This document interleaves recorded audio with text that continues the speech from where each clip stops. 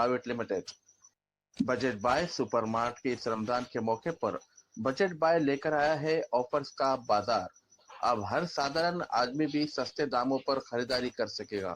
सुबह 9 बजे से 10 बजे तक विशेष सेल में मिलेंगे शानदार डिस्काउंट्स। हर साल के हर महीने नए नए ऑफर्स। बजट बाय सुपरमार्ट ने आपके लिए तैयार किया है स्पेशल ऑफर।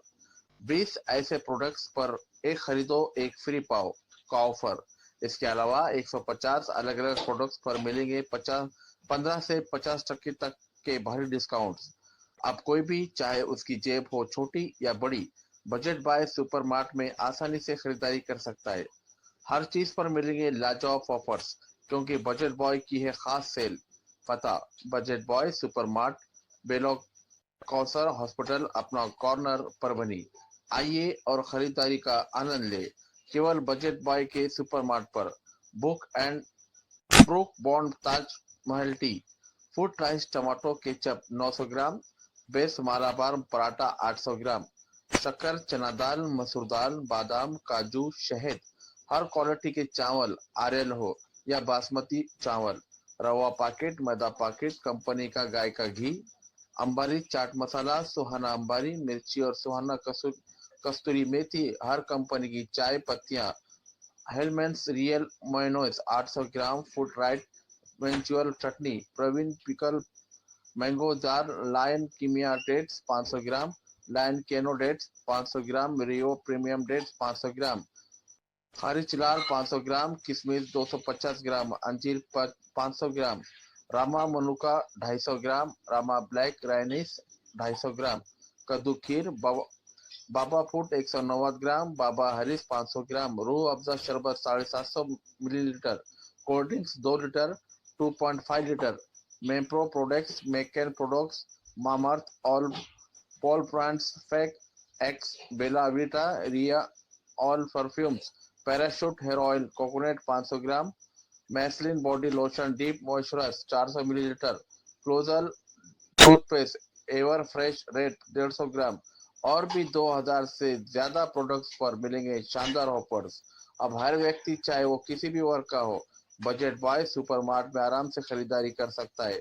देर किस बात की, चलिए आकर बजट बॉय सुपरमार्ट पर शॉपिंग का मजा ले। पता फिर से एक बार, बजट बॉय सुपरमार्ट, बेलौर कौसर हॉस्पिटल, अपना कॉर्नर, सूबेदार नगर में सैयद फंक्शन हॉल स्थित है। और सैयद फंक्शन हॉल में जिस तरह से यहाँ पर आप तमाम हजरात के लिए और जिस तरह से सैयद फंक्शन हॉल में यहाँ पर शादी ब्याह के लिए, एंगेजमेंट के लिए, मीटिंग के लिए और उसी के साथ में यहाँ पर रोजा इफ्तारी के लिए भी बहुत माकूल इंतजाम किया गया है। सैयद फंक्शन हॉल सिर्फ नाम ही काफी है। सैयद फंक्शन हॉल में स्क्रीन पर जो नंबर दिया है, ये नंबर यहाँ पर बुकिंग के लिए दिया गया है। यूसुफ भाई इनका ये नंबर है और दोनों भी नंबर जो स्क्रीन पर बताए जा रहे हैं, ये दोनों भी नंबर सैयद फंक्शन हॉल के लिए बुकिंग के लिए है। अगर आपको किसी फंक्शन में जाना है तो ऐसी सूरत में सैयद फंक्शन हॉल में आप लोगों के लिए ठहरने का भी इंतजाम किया गया है। और सैयद फंक्शन हॉल सिर्फ नाम ही काफी है। सैयद फंक्शन हॉल परभनी शहर के सूबेदार नगर में स्थित है। सैयद फंक्शन हॉल जिस तरह से यहाँ पर फ्रेश होने के लिए भी इंतजाम किया गया है और आप अगर ठहरना चाहते हैं, लॉज से बेहतर अगर आपको कहीं इंतजाम है तो सैयद फंक्शन हॉल में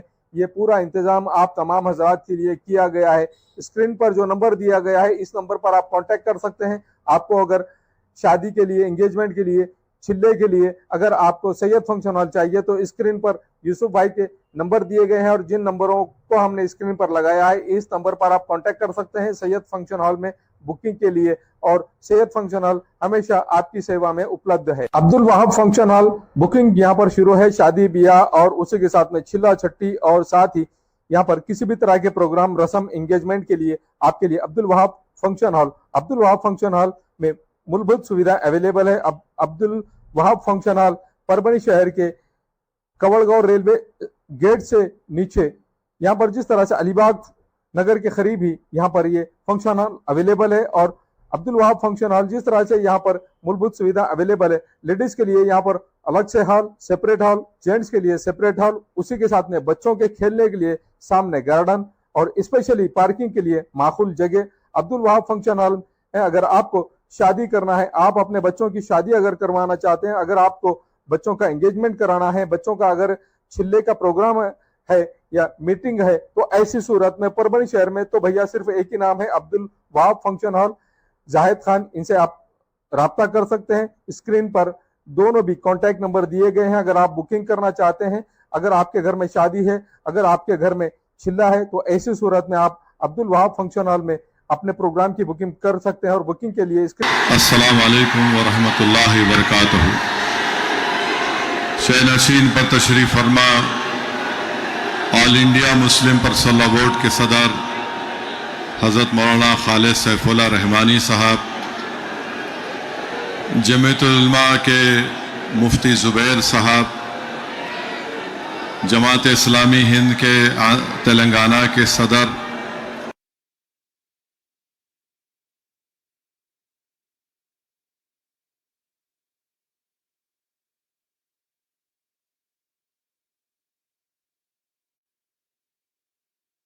सुनने वाली मेरी इज़्ज़तदार माँ और बहनों और मोहतरमा जलीसा यासीन सुल्ताना साहिबा, जो all India Muslim personal law board के शुबे ख़वातीन के कन्वीनर हैं, मेरे अजीज़ दोस्तों और बुज़ुर्गों, मैं आपसे एक बात अर्ज़ करना चाहता हूँ कि हम पहले 2 नारे लगाएंगे, आप और हम मिलकर 2 नारे लगाएंगे, मगर जो मैं पहला नारा लगाऊंगा उसमें इस दारुस्सलाम के ग्राउंड से कोई उसका जवाब नहीं देगा। सुनिए, जो पहला नारा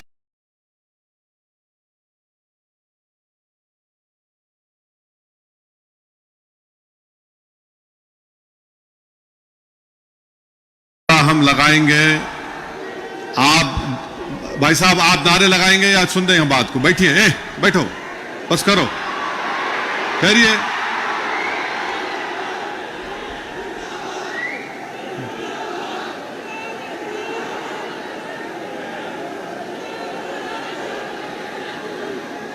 इस ग्राउंड में जितना मजमा है अल्हम्दुलिल्लाह उससे ज्यादा बाहर है, तो ये जरूरी है कि हम उनकी आवाज भी सुने। तो मैं बाहर जो मजमा खड़ा हुआ है उनसे अपील करूंगा कि आप हमारे साथ नारा लगाइए। ग्राउंड में कोई नारा नहीं लगाएगा। नारे तकबीर, नारे तकबीर। अब हम सब मिलकर लगाएंगे, नारे तकबीर, नारे तकबीर। अब आपसे तीसरी बात यह करना है, आपके पास सेलफोन है, जरा खोल के लाइट जलाओ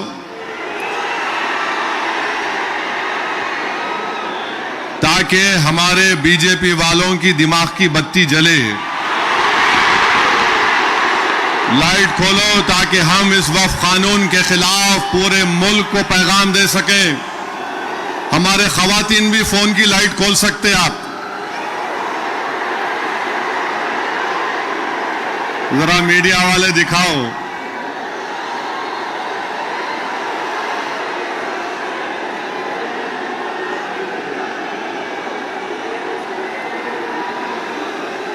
अब जरा जेब में रख लो फोन को। आपसे अहम बात यह कह रहा हूं कि अब जब जलसा खत्म हो के यहां से आप निकलेंगे, आप लोग पुरअमन तरीके से अपने अपने मुकामात को जाएंगे।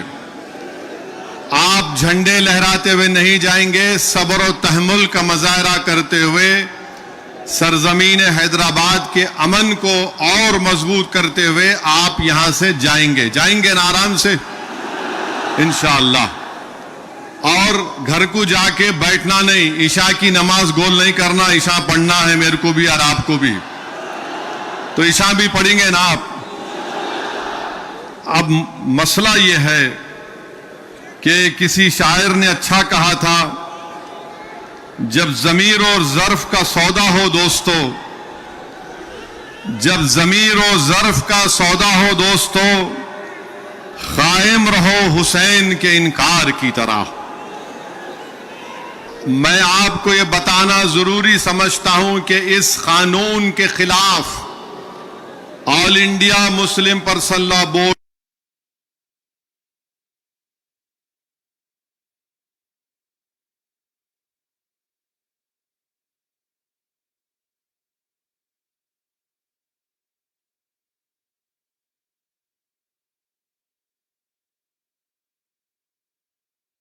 हम सिर्फ अपने कब्रस्तानों को या ईदगाह को बचाने के लिए एहतजाज नहीं कर रहे, हम एहतजाज इसलिए कर रहे हैं कि जो सियासी ताकतें आज इस मुल्क पर हुक्मरान हैं वो हमको मिटाना चाहते हैं और हम उनको ये बताना चाह रहे हैं कि हम अपने आप को मिटने नहीं देंगे। इंशाअल्लाह ताला जमहूरी तरीके से तुम मिट जाओगे। हम उनको बताना चाह रहे हैं कि हम झुकने वाले नहीं हैं। हम अंग्रेजों की 200 साल की गुलामी को कबूल नहीं किए, तो हम तुम्हारे इख्तिदार में तुम जो बैठे हो और तुम ऐसे कानून बना रहे हो जो हमारे आईन और संविधान के फंडामेंटल राइट के खिलाफ है। मैंने पार्लियामेंट में उस कानून को फाड़ा तो सिर्फ अपने तौर पर नहीं फाड़ा, बल्कि भारत के गयूर तमाम हिंदुस्तानियों की तरफ से उस कानून को फाड़ा, जो हिंदू भी है, मुसलमान भी है, सिख भी है, ईसाई भी है, जो आज भी इस मुल्क की खूबसूरती को पहचानते हैं। भारत की खूबसूरती उसका इत्तेहाद है, भारत की खूबसूरती उसका भाईचारा है। भारत की खूबसूरती नरेंद्र मोदी नहीं है मेरे अजीज दोस्तों और बुजुर्गों। भारत की खूबसूरती उसका भाईचारा है।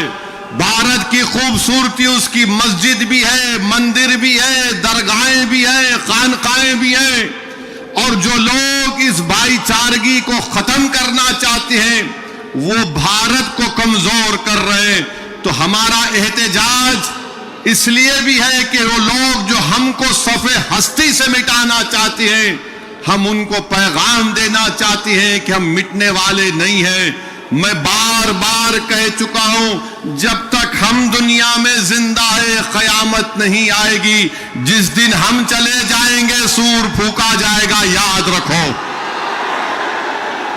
और अगर बीजेपी ये समझ रही है कि उन्होंने 2014 में इख्तिदार पर आए तो पहले ट्रिपल तलाक का ऐसा कानून बनाया जो मुस्लिम खवातीन के खिलाफ बनाया, फिर उसके बाद उन्होंने CAA का कानून मजहब की बुनियाद पर बनाया, फिर उसके बाद उन्होंने UAPA के कानून को गंदे तरीके से उसको और ताकतवर बना दिया, फिर उसके बाद उन्होंने मजहब तब्दीली का कानून अपनी बीजेपी जहां पर इख्तिदार में रियासत में बनाया, फिर अब वो यूनिफॉर्म सिविल कोड बनाने की बात कर रहे हैं।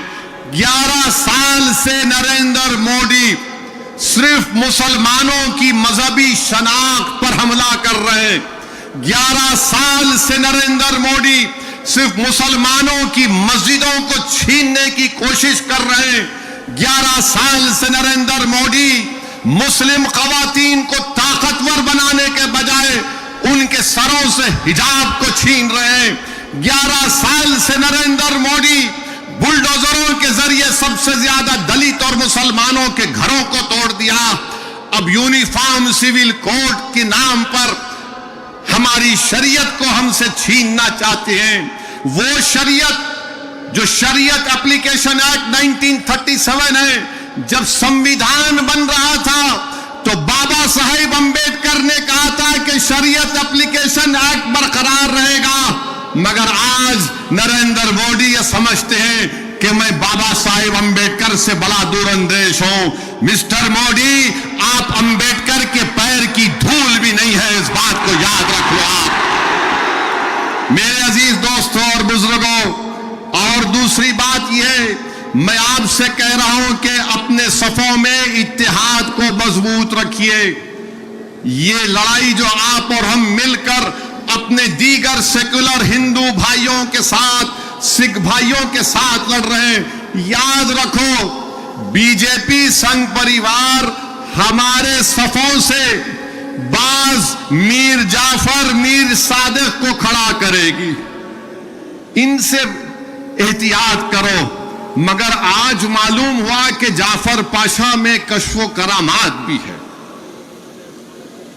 मुझे अभी किसी ने व्हाट्सएप पर भी जाया कि जो इस वफ की कानून की ताईद में आ रहे हैं, जो बड़ी बड़ी बातें करते हैं,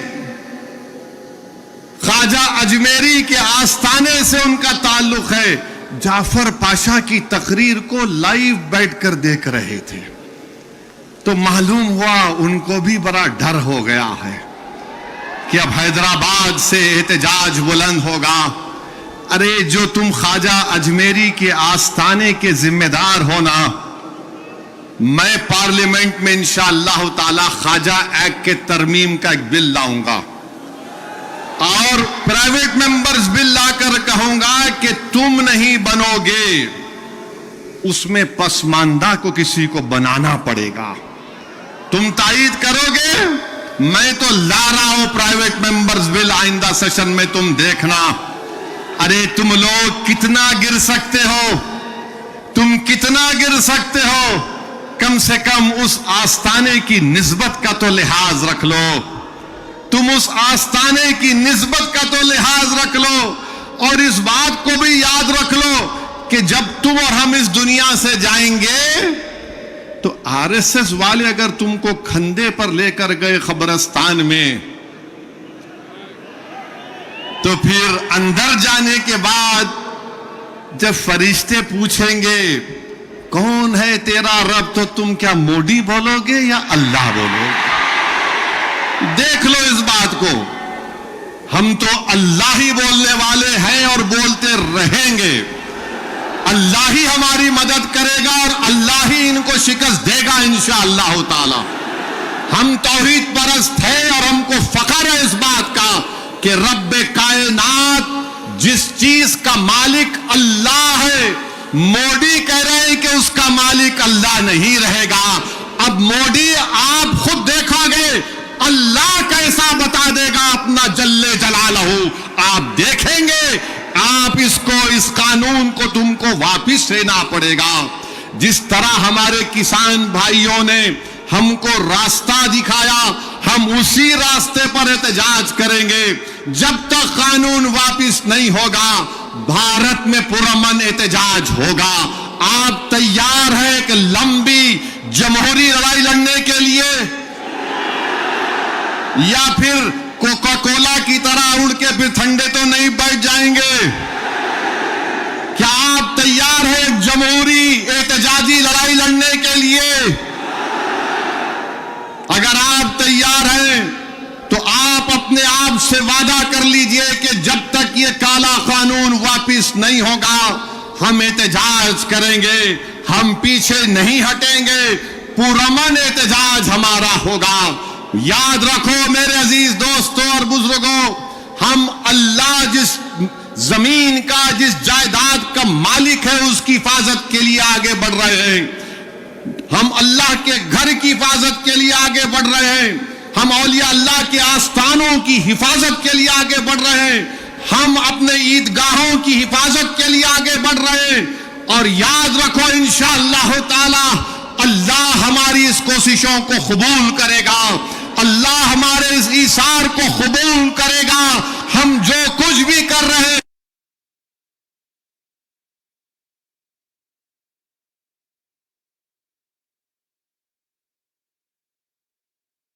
एहतजाज होगा, उसमें हिस्सा लीजिए, उसको कामयाब करिए।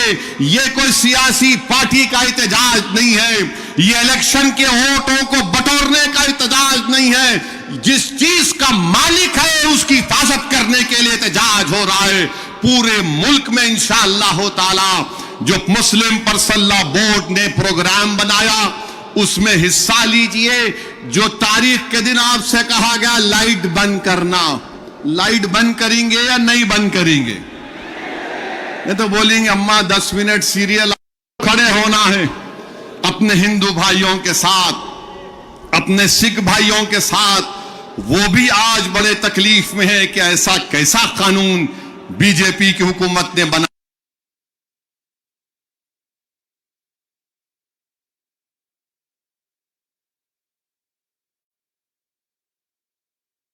वो हमारे दीनी भाई हैं, मेरे भाई, खुदारा उनके बारे में कोई गलतफहमी मत रखिए। मैं आपको बता रहा हूं नरेंद्र मोदी ने इस मुल्क को गुमराह किया। मैं और अब्दुल्ला साहब हम लोग पार्लियामेंट की कमेटी के मेंबर थे। Mister Abdullah, I am saying to the people of Hyderabad and to the people of India that during the deliberations of the joint working committee, the Bora community had come, Dawoodi Bora community had come to the committee along with King's Counsel Mr. Salve, Harish Salve, and they had given a representation. You remember, they wanted exclusion from the Waqf Act. They had clearly said, we have nothing to do with this bill. The Dawoodi Bora have clearly stated that in 1962 the Supreme Court has given them a definite definition of religious denomination. The Dawoodi Bora have said, if you remember, that they believe in the concept of Dail Mutlaq. And this Waqf bill goes contrary to that. It is part of their faith. मैंने ये कहा कि अपने दाऊदी बोरा भाइयों की ईमानदारी पर हरगिज शक मत करो। नरेंद्र मोदी हमारे इत्तेहाद को कमजोर करना चाहते हैं। दाऊदी बोरा के लोग पार्लियामेंट की कमेटी के पास आए थे, लंदन से मायानाज वकील किंग काउंसिल जनाब हरीश साल्वे साहब को लाकर पार्लियामेंट की कमेटी के सामने कहा कि हम 2024 का कानून नहीं चाहिए, हमको वक्फ से अलहदा करो, क्योंकि दाऊदी बोरा जो एक शियाओं की ब्रांच है, उन्होंने कहा कि हमारे पास दाइल और मुतलक है। उनके जो रूहानी पेशा है मुफद्दल साहब, अल्लाह उनको सलामत रखे, वो उनकी मौजूदगी में कोई मुतवल्ली नहीं हो सकता। लिख कर दिया उन्होंने कि हमको इस वक्फ एक्ट से लेना देना नियम को निकाल दो। तो ये इनको बुलाया गया, मोदी ने बुलाया इनको, और नरेंद्र मोदी ने कितना गुमराहकुन बात की, बैठ के कहा कि मैंने 3 साल पहले ये बिल बना दिया, आप लोगों को नहीं मालूम होगा, मैंने भिजा दिया आपको और कहा कि कॉमा फुल स्टॉप लिख दो। मोदी ये पैगाम दे रहे हैं भारत के सेकुलर हिंदू भाई बहनों को, सिखों को और मुसलमानों को, मैं तो नहीं लाया है बिल, ये तो ये लोग बोल के लाया मैं। आप समझ रहे हमारी बात को? और हम जब कमेटी में थे, हम मिनिस्ट्री ऑफ माइनॉरिटी अफेयर से पूछे कि कानून तुम क्यों लाए, क्या तुमने मुसलमानों से बातचीत की, क्या तुमने इस बिल के बारे में बात की? एक वर्ड नहीं बोल सके वो लोग। The committee when called the Ministry of Minority Affairs, they didn't have anything to say. Why did they bring this bill? You are witness to it. अब मोदी इन दाऊदी बोराओं को बदनाम करने के लिए, पूरे देश में पैगाम देने के लिए कि देखो मैं तो 3 साल पहले उनको बिल दिया था, मेरे भाई ये साजिश है हमारे इत्तेहाद को कमजोर करने के लिए। मोदी जी, आप शतरंज की चाल खेल रहे हैं, हम भी जानते हैं शतरंज कैसा खेलना सियासत में। डॉक्यूमेंट्स है, आज मैं एक्स पर सोशल मीडिया पर डॉक्यूमेंट्स डाल दिया हूं, दाऊदी बोरा लोगों ने कमेटी को दिया, वो 1924 से कह रहे हैं कि हमको वक्फ कानून में मत रखो, क्योंकि हमारा जो जूरिस्प्रूडेंस है, हमारा जो फिक्र है, वो दाइल मुतलक के ऊपर है। तो आपसे अपील कर रहा हूं कि अपने दिमाग में 1% भी दाऊदी बोरा हमारे दीनी भाइयों के खिलाफ कोई शक मत करिए। वो तो नहीं चाह रहे थे, इनको तो पप्पा जी बुला के बोल दिए आपको वजह से करा मैं। अब चौथी बात यह है, बीजेपी वाले बोल रहे इसमें सब कुछ है, मुसलमानों का फायदा है, औरतों का फायदा है। आज से थोड़े दिन पहले हैदराबाद में फतेह दरवाजे पे एक चालाक आदमी था, लगता है उन्हें भी मोदी जी की शागिर्दी में निकला सो था। उन्हें क्या बोला, आप मेरे पास आओ, जिसके सर टकले हैं मैं दवा देता हूं, बाल उग जाते। लाइन लग गई वहां पे, लगा दवा लगा, बाल उगते। अब पब्लिक बेचारी, तो मोदी जी भी यही बोल रहे, दवा ले लो सब चीज ठीक हो जाती। इनकी दवा नहीं है, ये दवा मौत है। ये दवा नहीं दे रहे, मौत का पैगाम देना है। ये वक्फ को छीनने के लिए ला रहे हैं। आप सोचिए, दाऊदी बोहरा लोगों ने सेक्शन 2 लिख कर दिया, तो मोदी ने क्या किया, दाऊदी बोहरा का नाम लेके सेक्शन 2 बना के उस भारत के दौलतमंद आदमी जिसने हमारे खोजा भाई, ये भी शियाओं का एक ब्रांच है, खोजा ट्रस्ट से खरीद कर 21 करोड़ में अपना आलीशान महल बना लिया। सेक्शन 2 का फायदा उस शख्स को होगा। हम हैदराबाद में क्या बोलते हैं, किसकी दुकान पे किसकी फातिया, क्या बोलते हैं, नाना मामू की दुकान पे नाना की फातिया। तो दाऊदी बोहरा को सामने रख के मुकेश भाई की फातिया पढ़ दी है इन्होंने काम कर दिया। सेक्शन 2 से उनको फायदा होगा। तो आपको और हमको मुत्तहिद रहना है, शिया सुन्नी इत्तेहाद को मजबूत रखना है। आप शिया सुन्नी इत्तेहाद को मजबूत रखेंगे ना मेरे भाई, ये all India Muslim personal board के प्लेटफॉर्म पर शिया भी है, सुन्नी भी है। ये पैगाम मुस्लिम पर्सनल बोर्ड देता है कि हम अपने इत्तेहाद को मजबूत रखें। दाऊदी बोहरा को मोदी धोखा दे दिए, उनके नाम को इस्तेमाल करके मुकेश भाई को बोले लो गुलाब जामुन खाओ एंड बी हैप्पी। उनके अच्छे दिन आ गए।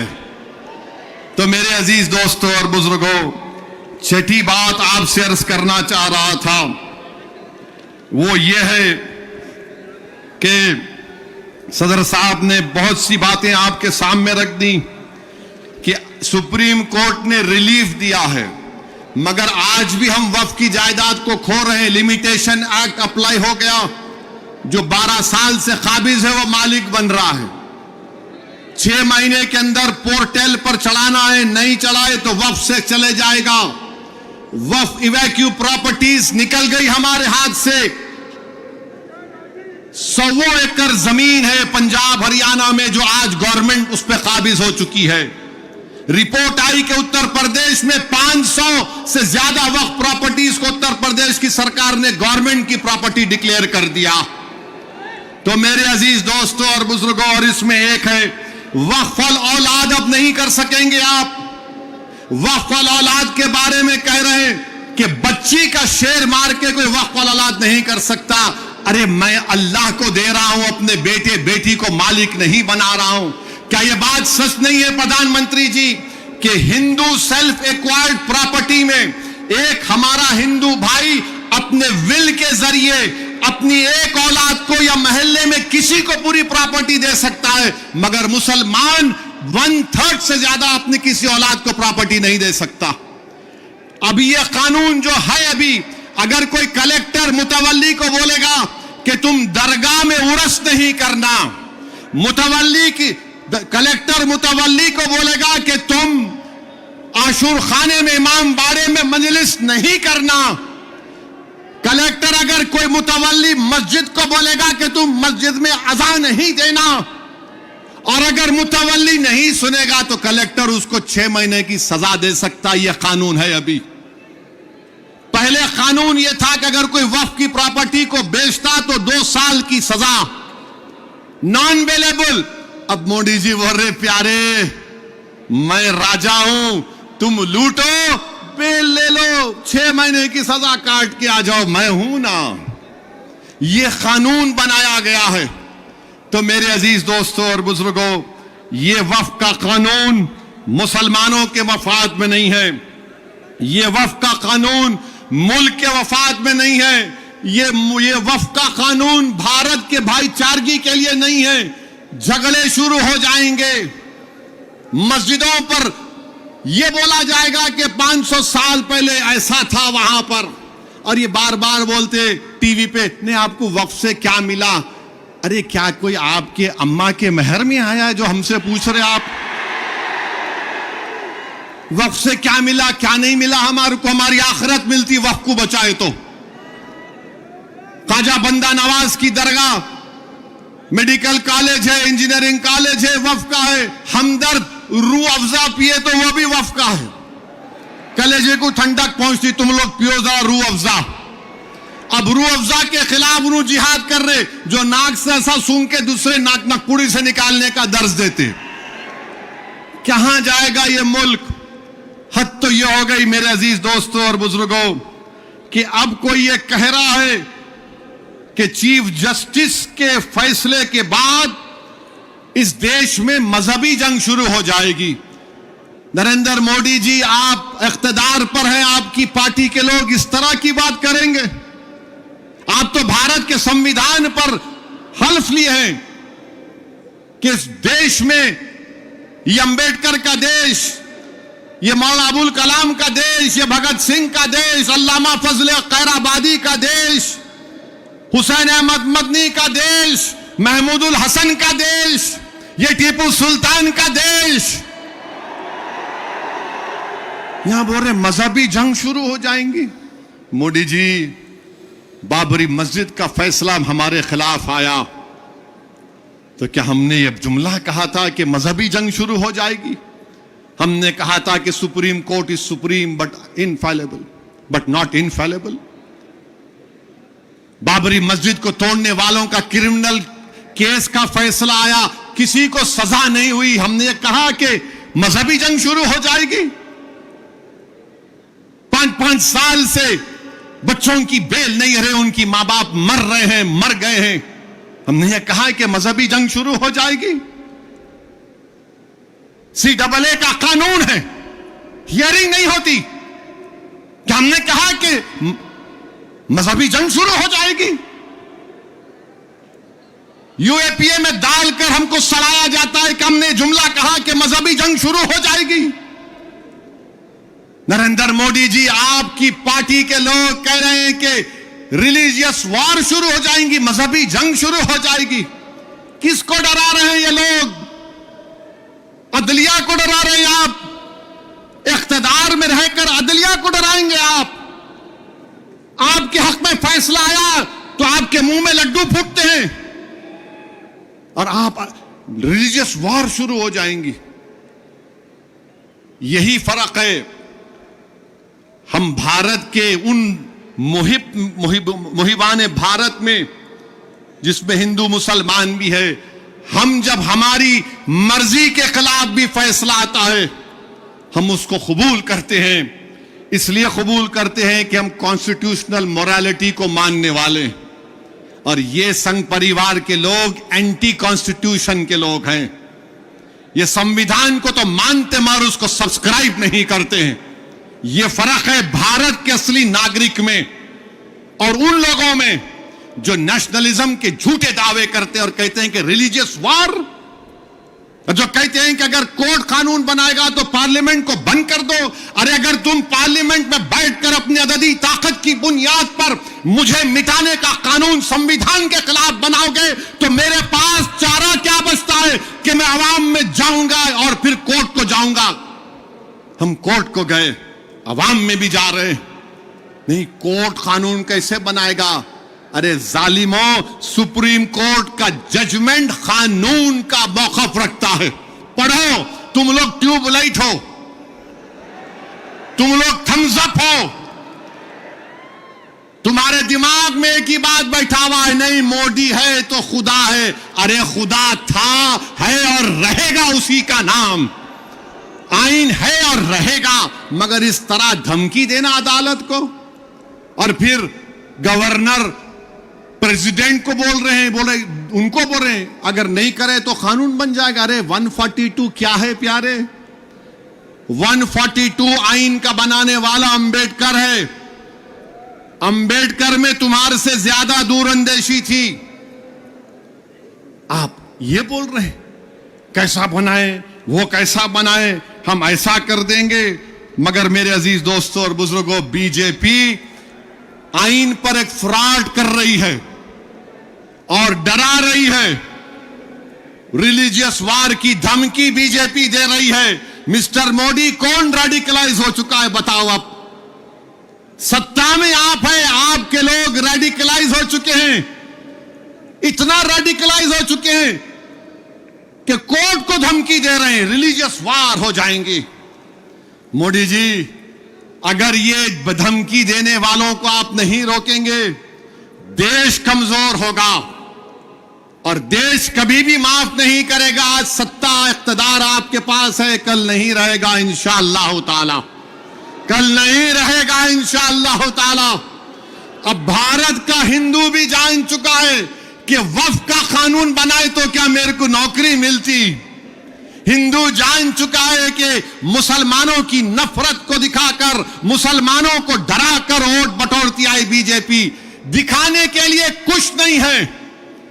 4.5-5% नौजवानों में बेरोजगारी है। उनके बेरोजगारी को दूर करने का कोई प्रोग्राम नहीं, मगर सिर्फ मुसलमानों को नफरत का निशान बना दो। तो मैं हमारे हिंदू भाइयों से भी अपील कर रहा हूं, जो आपके एंडोमेंट बोर्ड के लिए अच्छा है वो हमारे लिए भी अच्छा होना चाहिए। जो सिख गुरुद्वारा प्रबंधक कमेटी के लिए अच्छा है वो हमारे लिए भी अच्छा होना चाहिए। हमारा मुतालबा सिर्फ यही है कि हम अपनी वक्फ की जायदादों की हिफाजत कर सकें। और ये लोग बोलते नहीं वो उन्होंने ऐसा कर रहे, आजकल मुझ पर भी उंगली उठा रहे। मेरे भाई, मेरी उम्र दरियाफ्ती की नहीं है अब। और तुम याद रखो, तुम जो कुछ बोल रहे ना, मैं सियासतदान भी हूं और आधा वकील भी हूं। तो तुम्हारा वीडियो है मेरे पास, तुमको हैदराबाद आना पड़ेगा प्यारे। तुमको शॉपिंग कराएंगे। You want to see shopping, will show you shopping. जो बोले जा रहे, अगर हम अपनी जबान से बोलना शुरू करें ना, तो तुम्हारा लुत्फा कहां से आए बोल सकता हूं मैं। याद रखो, माफ करना, उलमाए कराम की मौजूदगी में बोल रहा हूं। वक्फ की कानून की मुखालिफत किस बुनियाद पर की जा रही है आप देखो। ये हो जाएगा, वो हो जाएगा, कुछ नहीं होगा, सिर्फ जायदादों को लूटने के लिए किया जा रहा है। तो इंशाअल्लाह ताला जो पर्सनल लॉ बोर्ड का एहतजाज पूरे तेलंगाना में होगा, मुल्क में होगा, अब तालकटोरा स्टेडियम में भी 22 को होगा। मैं हमारे तमाम से अपील कर रहा हूं, इसको कामयाब करिए। आपसे भी अपील कर रहा हूं कि हमको एक लंबी लड़ाई लड़ना है जमहूरियत में। कानूनी लड़ाई लड़ रहे हमारे वकील, अल्लाह हमारे वकला को सलामत रखे, अल्लाह उनको और हिम्मत दे, और अल्लाह हमको हिम्मत दे, अल्लाह हमारे ईमान को सलामत रखे। याद रखो मुसलमानों, बगैर ईमान के हम एक जिंदा लाश की तरह हैं। बगैर मस्जिदों के हम कुछ नहीं हैं। बगैर जायदादों के जिसका मालिक अल्लाह, अगर कोई और कब्जा कर लेगा तो हम क्या जवाब देंगे रब्बे कायनात के सामने। थोड़ी तकलीफ उठाना पड़ेगा। आज मगरिब की नमाज पढ़ते वक्त इस चादर के नीचे कंकर हमारे घुटनों को चुबा रहे थे, और हम ये उम्मीद कर रहे थे कि इमाम साहब जल्दी नमाज खत्म कर लेंगे। आधे मिनट के लिए सोचो कि 50,000 फलस्तीनी शहीद हो गए मेरे भाई, 11 लाख बेघर हो गए, 15,000 बच्चे मारे गए, 18-17,000 के करीब खवातीन शहीद हो गई हैं। मगर उनका जज्बा देखो, वो कह रहे हैं कि हम मरने को तैयार हैं मगर अपने ईमान का सौदा करने के लिए तैयार नहीं। तो भारत के लोगों, तुमको मजलूमों से आवाज आ रही है कि हक की कामयाबी के लिए, बातिल को शिकस्त देने के लिए हम 75 साल से अपनी नस्लों को कुर्बान कर दिए।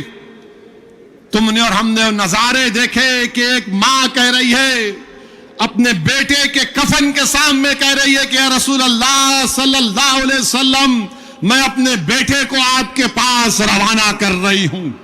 हम एक बाप को सुन रहे हैं बोलते हुए अपने बेटे की लाश के सामने कि या रसूल अल्लाह सल्लल्लाहु अलैहि वसल्लम, जो दुनिया खामोश बैठी हुई है, आप उनकी शिफा नहीं करेंगे अचर के मैदान में। मेरे अजीज दोस्तों और बुजुर्गों, हमको सिर्फ पुरअमन एहतजाज करना है ताकि हम आने वाली नस्लों को बता सकें कि 2025 में ऐसे भी नौजवान और बुजुर्ग और खवातीन थे जिन्होंने वक्त के फिरौन के सामने झुकने की तो बात तो छोड़ो, उन्होंने उसकी तकालीफ पर उफ भी नहीं कहा। हम जमहूरी तरीके से लड़ेंगे। हमारे किसान भाइयों ने हमको रास्ता बताया, कानून को वापस लेना पड़ेगा। जैसा कि मुस्लिम पर्सनल लॉ बोर्ड का नारा है, देश बचाओ, संविधान बचाओ, वक्त बचाओ। तो नारा लगाओ, संविधान बचाओ, वक्त बचाओ, संविधान बचाओ, वक्त बचाओ। आप साथ हैं ना हमारे इंशाअल्लाह ताला। याद रखो, तुम साथ भी नहीं है तो हम हुसैन का परचम लेकर करबला में उतर जाएंगे।